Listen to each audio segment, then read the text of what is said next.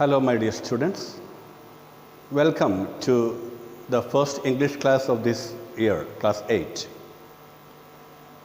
I welcome all of you to this class, and we start with a revision module, the first part of parts of speech. Students, I suppose you all know that there are 8 parts of speech in English grammar.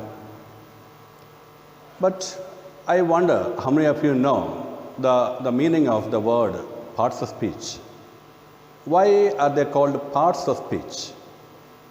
It is because these are the parts of the English language, English words that we use in our speech and also in our writing.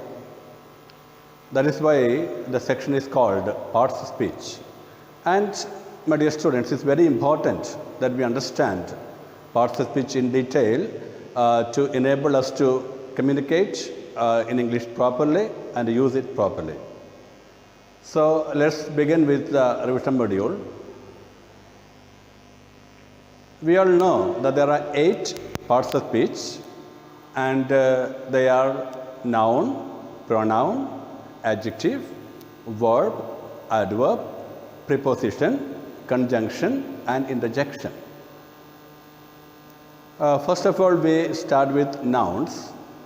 We all know it is said a noun is actually a naming word. A noun is actually a word that names a person, place, thing, or idea. In a sentence, nouns can play the role of subject, direct object, indirect object, subject complement, object complement, appositive, or adjective. In fact, nouns simply mean names of anything. Next, we have types of noun. The first type is concrete noun. Example, books, cars, etc. What do you mean by concrete noun? A concrete noun is a noun or a name of anything that we can see or touch. Anything that can be seen or touched is a concrete noun. Next, we have abstract nouns. These are nouns that we can only think about or have an idea about, but we cannot see or touch. For example, emotions and things like that, love, happiness, joy, or a state like youth or childhood. We are not able to see it or touch it, but we can think of it. Next, we have common nouns. A common noun means an individual that belongs to any class or group in common. For example, boy, girl, king, etc. And now we have proper nouns. Proper nouns are names of any particular or special person, place, or thing or country. For example, you have Stephen, Africa, London, Monday. Now we have collective nouns. This means a group or a class of nouns that come together. For example, we have audience, family, government, team, jury, army, and so on. The next item in parts of speech is pronoun. The very word pronoun means for noun, that stands for noun. A word that stands for a noun or stands in the place of a noun.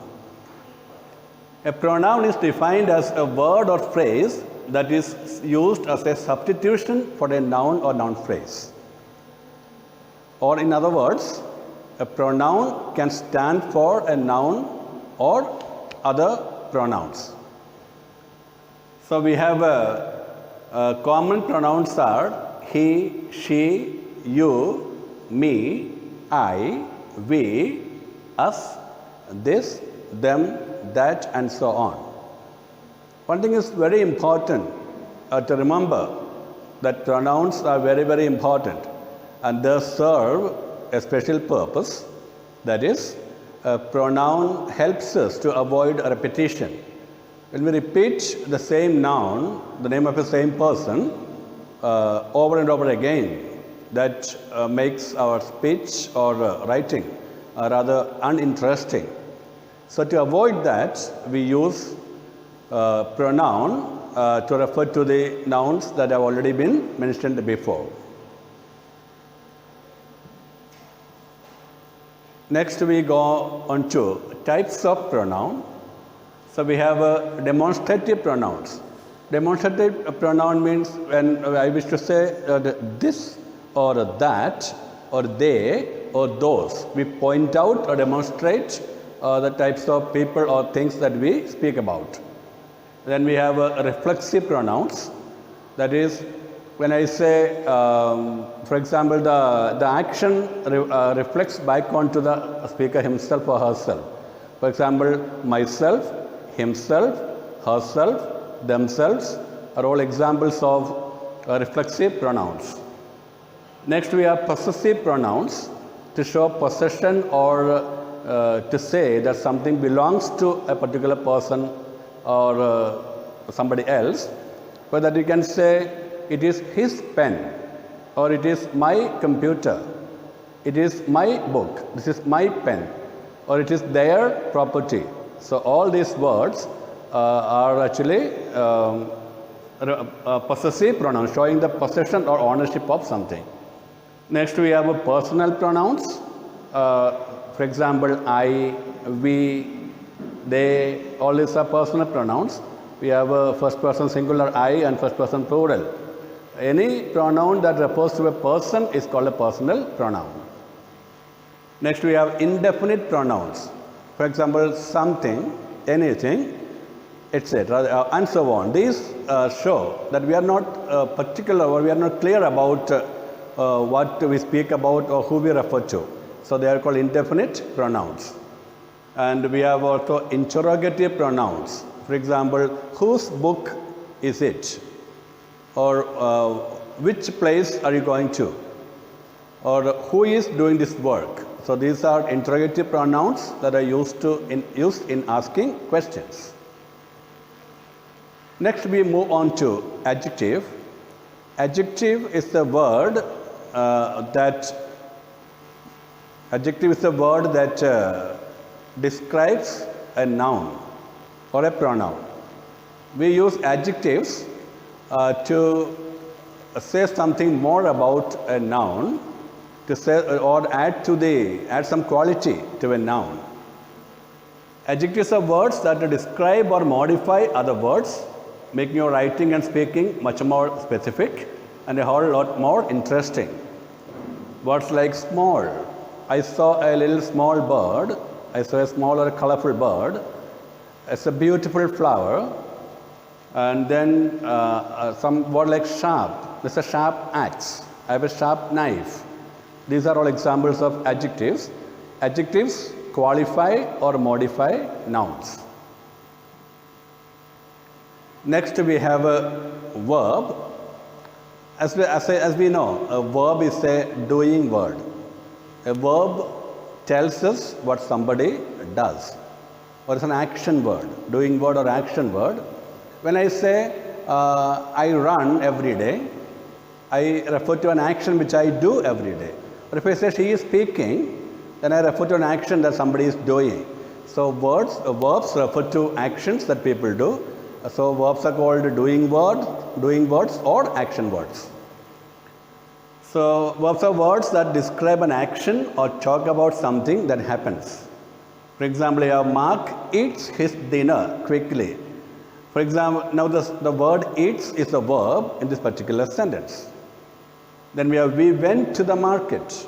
Went shows an action that we did. So that's the verb again. Now we move on to types of verbs. They are action verbs. Verbs that simply show any action.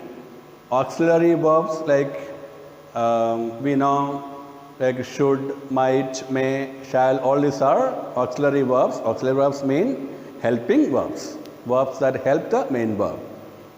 Next we have modal verbs, phrasal verbs, irregular verbs, transitive verbs and intransitive verbs. Transitive verbs is a major topic, but again, transitive verb actually is a verb that requires an object to complete its meaning. For example, he kicked the ball. There are intransitive verbs that do not require a verb to do not require a noun to complete its meaning or object to complete the meaning. For example, he smiled. When I say he smiled, that doesn't need any object to complete the meaning.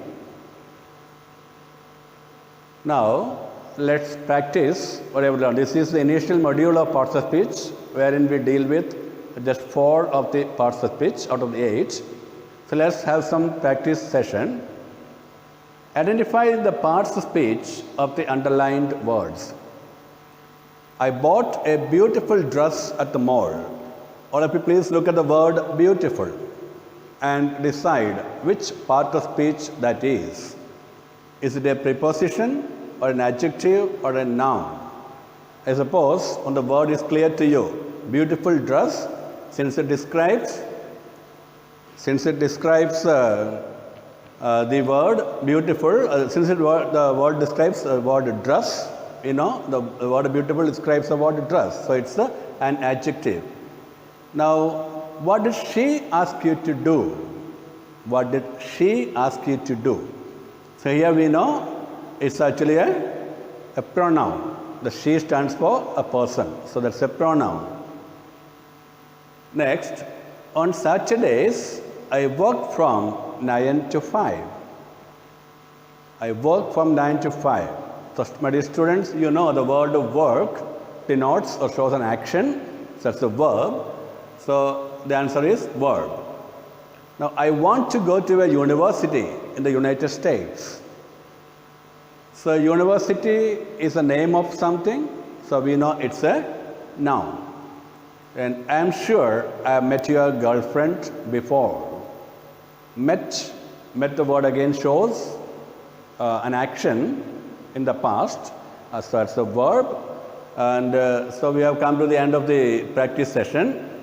So now I would like to see you in the next module of parts of speech, wherein we shall be dealing with after verb, we will be adverb, then preposition, conjunction and interjection.